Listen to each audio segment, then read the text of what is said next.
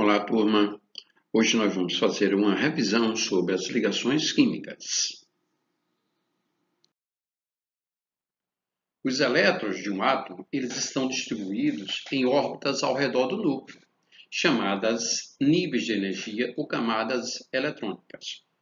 Essas órbitas, essas camadas, são representadas respectivamente a partir do núcleo pelas letras K, L, M, N, O, P e Q.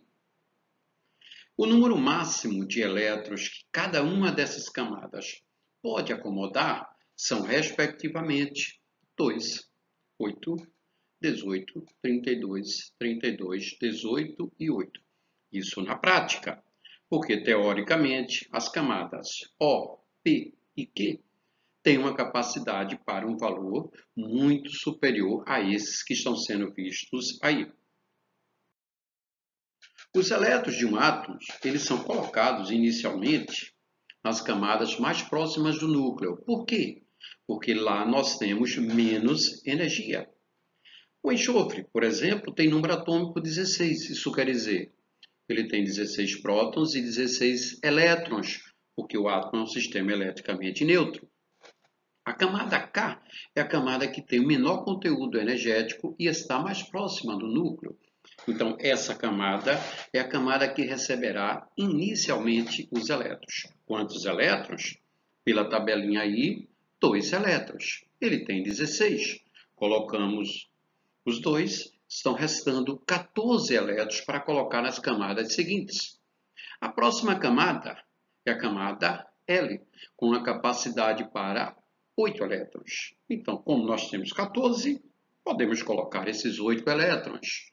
Com isso, estão restando 6 elétrons, que irão para a camada seguinte.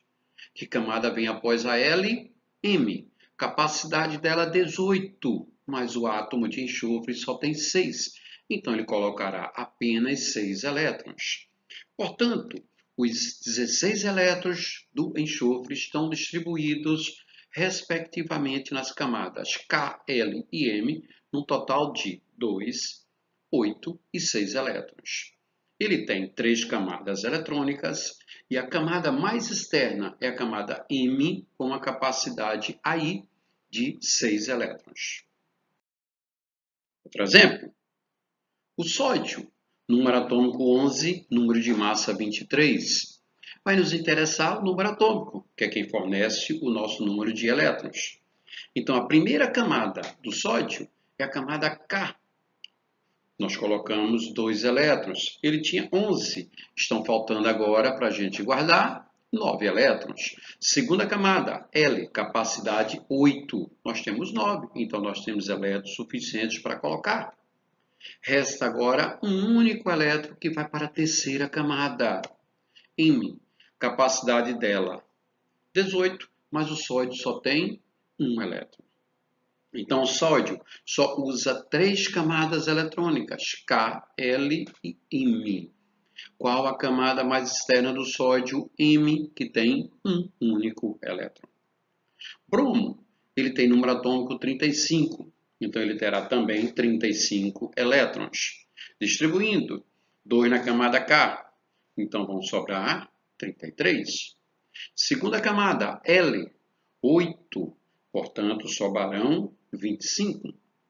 Terceira camada, M, capacidade 18, eu tenho 25, então eu posso colocar os 18 elétrons. Com isso sobrarão 7, que vão para a quarta camada N.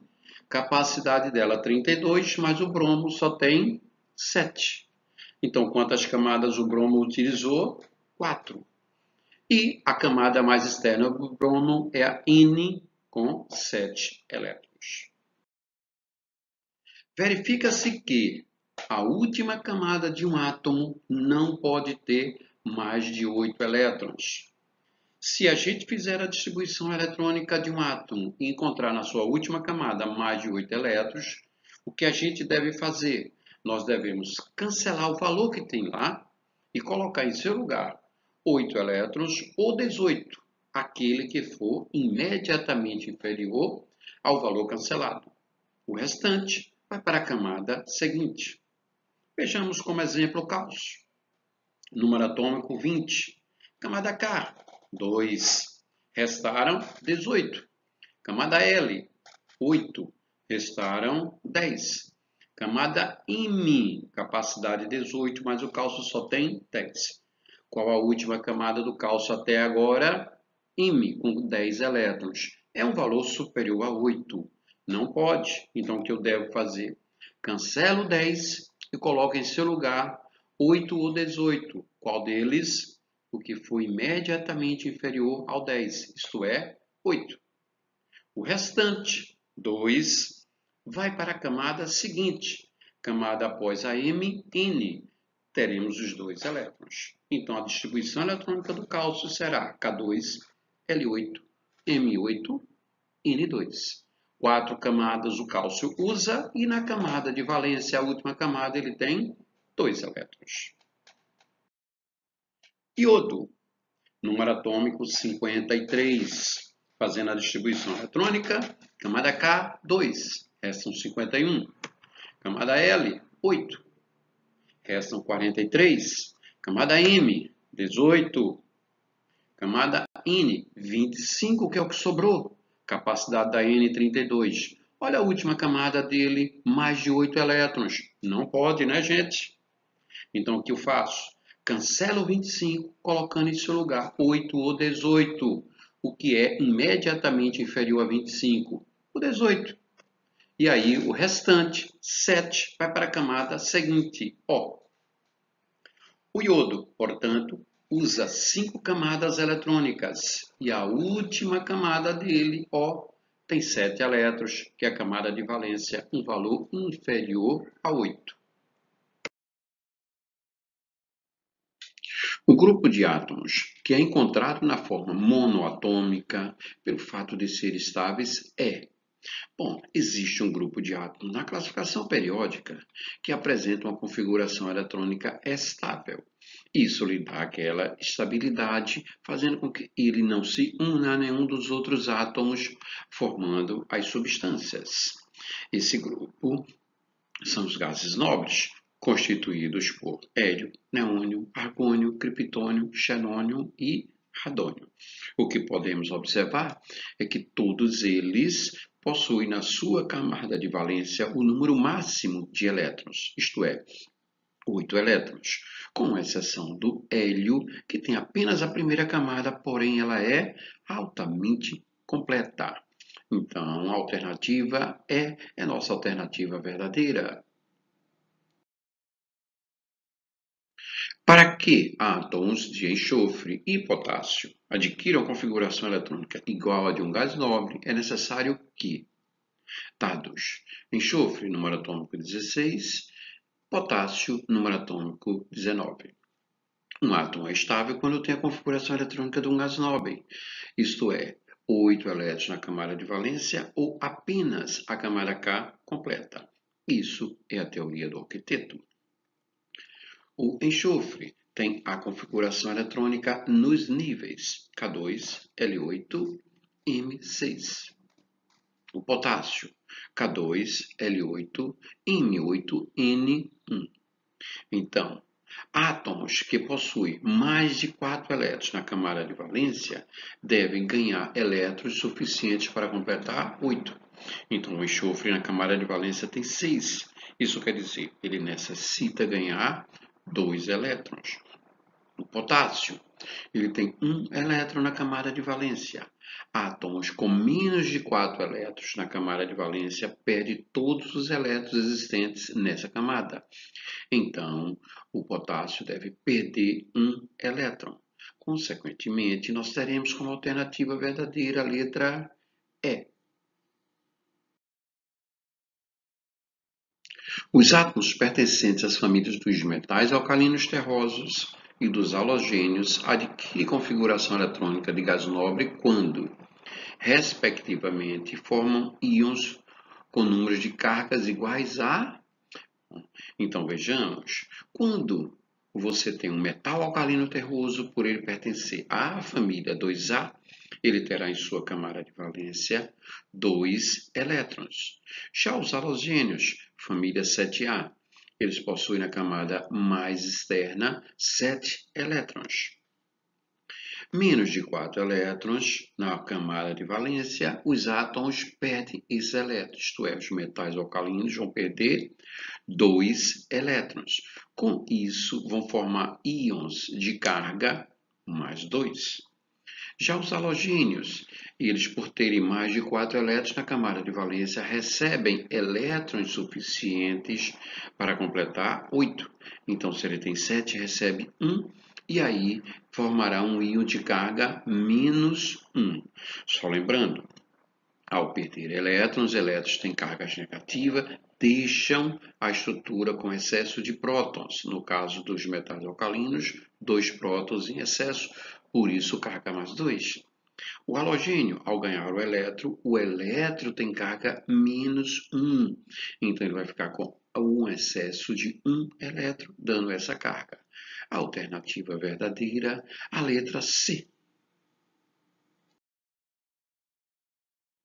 Um elemento X, cujo número atômico é 12, combina-se com um elemento Y situado na família 5A da tabela periódica e resulta num composto iônico cuja forma provável será. Então, nós devemos começar a resolução dessa questão verificando a quantidade de elétrons na sua camada de valência. X, configuração eletrônica K2, L8, M2, 2 elétrons na camada de valência. Y, por pertencer à família 5A, terá 5 elétrons na camada de valência. Átomos que têm menos de 4 elétrons na camada de valência devem perder todos esses elétrons, produzindo um cátion. Se ele tem 2 elétrons, ele perde 2 elétrons, vai formar um cátion de carga mais 2. Átomos com mais de 4 elétrons na camada de valência ganham elétrons suficientes para completar 8. Se ele tem 5, ele ganhará 3, produzindo um íon de carga menos 3. A fórmula do composto, ele é obtido de que maneira? Pela regra prática, é uma das formas. Pela regra prática, nós colocamos os 2 átomos envolvidos, X e Y. Verificamos a valência de cada um. X, valência 2, porque a valência dele é a quantidade de elétrons que ele perdeu. Y, valência 3, quantidade de elétrons que ele ganhou é a sua valência. Invertemos esses valores utilizando como a sua atomicidade. Então, a valência de Y é a atomicidade de X, a valência de X é a atomicidade de Y. A fórmula provável do composto será, então, X3Y2. A propriedade que pode ser atribuída à maioria dos compostos iônicos, isto é, aos compostos caracterizados predominantemente por ligações iônicas entre as partículas é: quais são as características de um composto iônico? Os compostos iônicos, eles são sólidos em condições ambientes.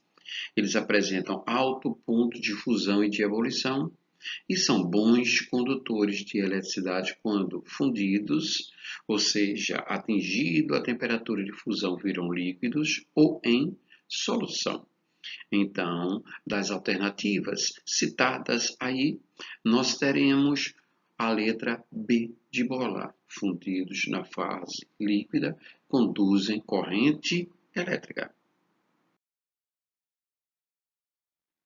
2 átomos P e Q de configurações eletrônicas do último nível, igual a L7 e L6, respectivamente, formam ligações do tipo: quando os átomos ligantes, ambos necessitam ganhar elétrons, eles formam um tipo de ligação chamada ligação covalente.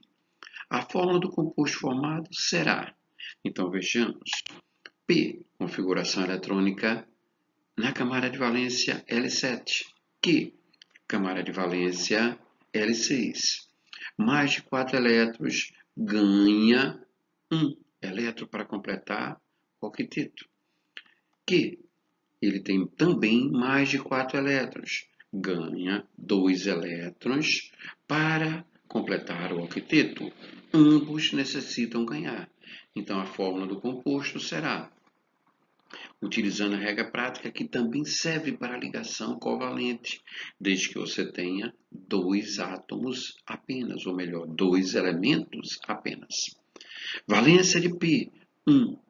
Valência de Q, 2. A valência é o total de elétrons que ele vai perder ou ganhar.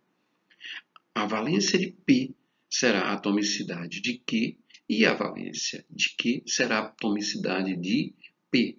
Então, 2, valência de Q, indicará o número de átomos do P. 1 é a valência de P, indicará a atomicidade de Q. Então, a fórmula P2Q1. Justificando, os átomos têm na camada de valência um número de elétrons superior a 4. Consequentemente, necessitam ganhar. Se eles necessitam ganhar, eles vão compartilhar os elétrons que estão sozinhos. P vai compartilhar um elétron com Q, e esse par de elétrons compartilhados, ele pertencerá simultaneamente aos dois. Como o átomo que ainda precisa compartilhar outro elétron, é necessário outro átomo de P. Tendo aí, então, a justificativa do porquê 2 átomos de P e 1 átomo de Q, dando nossa alternativa, ligação covalente e fórmula P2Q, alternativa Q, ou melhor, D de dado. A fórmula indica que os átomos do nitrogênio estão compartilhando 3. Ora, essa é a estrutura. Lembrando, cada ligação covalente é representada por um traço. E nesse traço, ele terá a representação ou a substituição de 2 elétrons que estão sendo compartilhados. Então, no primeiro traço, 2 elétrons compartilhados. Segundo traço, 2 elétrons compartilhados. E o terceiro traço, 2 elétrons compartilhados. Então, nós temos o compartilhamento de 3 pares de elétrons. Os compostos BF3, PH3, CO2 são moléculas de configuração espacial, respectivamente. A primeira molécula, o BF3, ela tem uma geometria trigonal plana. Por que trigonal? Porque o elemento central, o boro, não apresenta par de elétrons disponível, ou seja, um átomo ligado a 3. Ele poderá ter uma geometria piramidal ou trigonal plana. Será trigonal plana quando o átomo central, que no caso aí é o boro, não tiver par de elétrons disponível. E o boro aí não tem. PH3, ela terá geometria piramidal, porque a molécula que tem um átomo ligado a 3, se o átomo central, no caso o fósforo, que é do grupo 15 ou 5A, tiver par de elétrons disponível, e o fósforo tem par de elétrons disponível, portanto, geometria piramidal. CO2, o gás carbônico, um átomo ligado a 2. Um átomo ligado a 2 poderá ter geometria angular ou linear. Se o átomo central tiver par de elétrons disponível, a geometria é angular. Se não tiver, a geometria é linear. Então, respectivamente, nós teremos geometrias trigonal, piramidal e linear. Os compostos BF3, PH3, CO2 são, respectivamente, moléculas. Ora, observando a geometria dos três, quando o composto tem geometria trigonal plana e os 3 ligantes do átomo central são iguais, ele, por ser simétrico, ele terá um momento resultante da sua polaridade nula, fazendo com que a sua molécula seja apolar. Toda molécula piramidal é uma molécula polar. Geometria linear no CO2. Quando um átomo está ligado a dois, se os ligantes forem iguais e a geometria for linear, a molécula será apolar. Portanto, respectivamente, teremos apolar, polar e apolar. Alternativa D de dado.